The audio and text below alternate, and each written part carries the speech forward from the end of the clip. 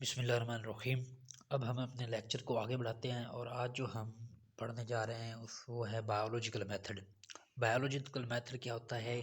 जब भी कोई बायोलॉजिकल प्रॉब्लम हमारे पास आती है, उस प्रॉब्लम को हल करने के लिए हमारे पास एक मेथड होता है जिसको हमारे पास बायोलॉजिकल मेथड कहते हैं। साइंस एक सिस्टमेटाइज जो है वो नॉलेज है, और इसी तरह बायोलॉजी भी साइंस की एक शाख है, और ये भी सिस्टमैटिक है।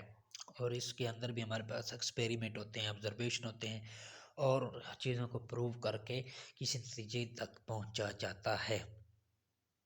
तो ये क्या है, बुनियादी तौर पर एक्सपेरिमेंटल इंक्वायरी पर बेस करता है। हमारे पास सब एक्सपेरिमेंट पर बेस करता है साइंटिस्ट में।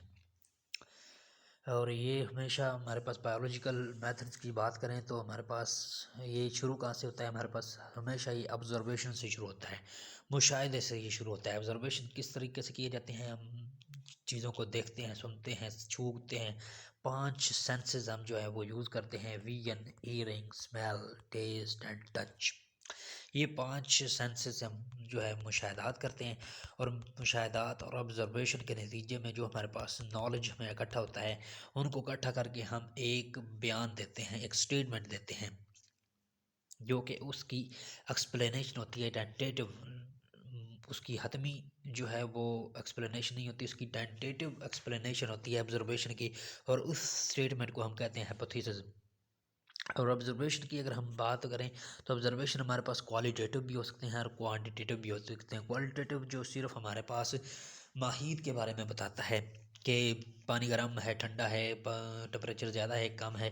और क्वांटिटेटिव जो होते हैं वो हमारे पास मिकदारी होते हैं, वो हमारे पास नंबर्स की सूरत में लिखे जाते हैं, और इनको हम रिकॉर्ड कर सकते हैं। इसलिए क्वांटिटेटिव ऑब्जर्वेशन जो हैं वो ज़्यादा इंपॉर्टेंट होते हैं as compare to qualitative observations.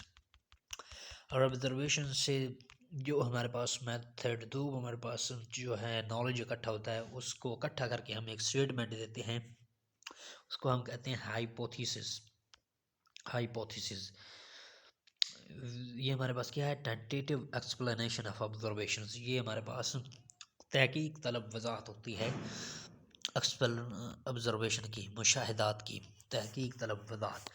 मतलब ये अभी तक टेंटेटिव होती है, हतमी नहीं होती है, फाइनल नहीं होती एक्सप्लेनेशन, ये टेंटेटिव एक्सप्लेनेशन होती है।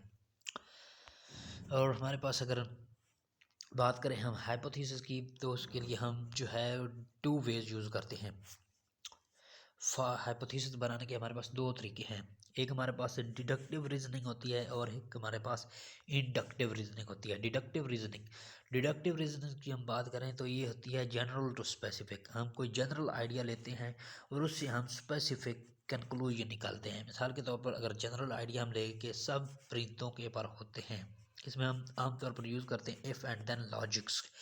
अगर हम देखें, if we accept all bird have wings, सब परिंदों के पर होते हैं।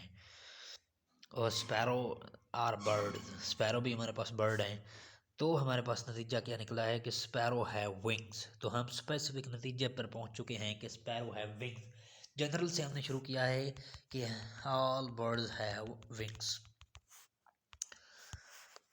आगे हम अगर देखें दूसरी hypothesis, if all plants require sunlight for photosynthesis, then any plant in dark would not carry out photosynthesis. Then we again come to the basic. जो है हमने जनरल से शुरू किया, all plants require light for photosynthesis, और हम इस नतीजे पर पहुंचे कि any plants which is placed in dark will not continue its photosynthesis. आगे दूसरी तरीका कार देखें तो इंडक्टिव रीजनिंग होता है। ये हमारे पास स्पेसिफिक टू जनरल होता है। हमारे पास स्पेसिफिक हमारे पास आइडिया आता है, उससे हम जनरल कंक्लूजन निकालते हैं। मिसाल के तौर पर अगर हम पिछली ही स्पैरो की एग्जांपल को पढ़ें तो हमने क्या स्पेसिफिक आइडिया निकाला था कि स्पैरो हैव विंग्स। आगे फिर हमें पता होता है कि हॉक्स, ईगल्स, पिजन्स, काओ, पैरट्स, ये सब भी हमारे पास परिंदे हैं।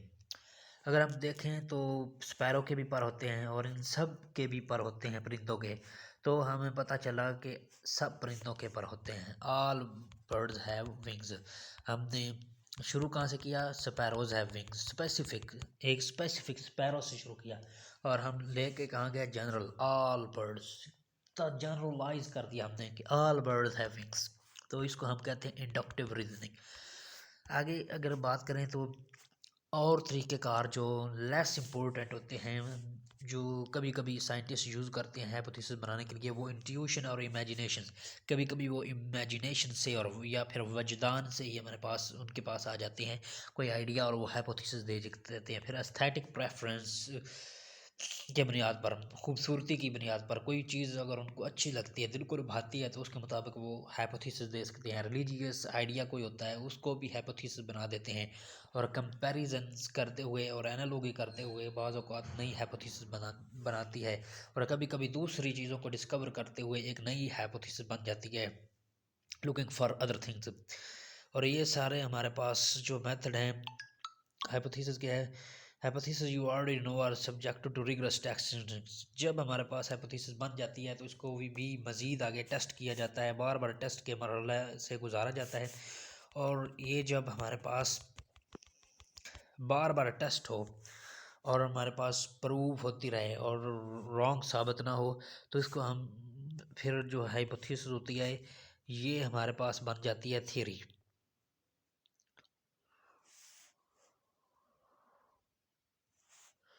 फॉर्मूल So, not falsified hypothesis that is tested again and again without being falsified, considered and supported and generally accepted.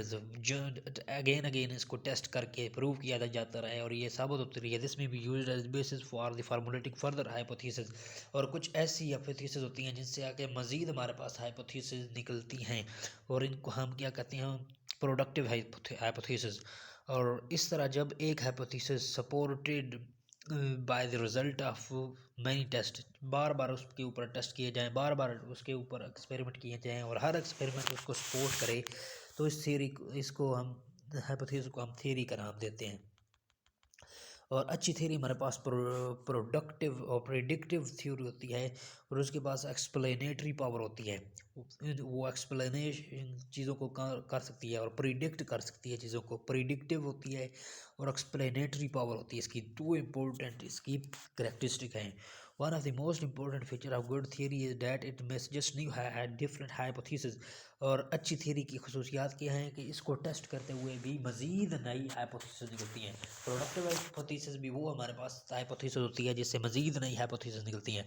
और गुड थियरी भी वही होती है हमारे पास जिससे मज़ीद नई हाइपोथेसिस निकलती हैं। और such kind as called productive. और इस थियरी को भी हम प्रोडक्टिव थियरी कहते हैं। इस तरह जब थियरी भी बार बार टेस्ट की जाए और साइंटिस्ट इसको एक चैलेंज के तौर पर ले और लेकिन फिर भी इसको जुटला ना सके और ये स्केप्टिकल अप्रोच को क्रॉस कर जाए कि अब तो ये प्रूव है ही है और इसको गलत साबित नहीं किया जा सकता, जब वो बार बार टेस्ट की जाए और गलत उसको साबित ना किया जाए, तो हमारे पास साइंटिफिक लॉ बन जाता है बार बार टेस्ट करके। तो वो साइंटिफिक लॉ हमारे पास क्या होता है? यूनिफॉर्म होता है, कांस्टेंट होता है, नेवर चेंज। तो इस तरह बायोलॉजी जो हम की बात करें तो इसमें चेंजेस आती रहती हैं जिसकी वजह से हमारे पास इलूसिव नेचर होती है लाइफ की, लाइफ चेंज होती रहती है जिसकी वजह से हमारे पास बायोलॉजी में लॉज की बहुत ज़्यादा कमी है। आज की एग्जांपल की अगर बात करें तो हार्डी वेनबर्ग लॉ और मेंडल्स लॉ ऑफ इनहेरिटेंस, ये सारे हमारे पास जेनेटिक्स के लॉज हैं जो हम आगे जाके जेनेटिक्स में पढ़ेंगे।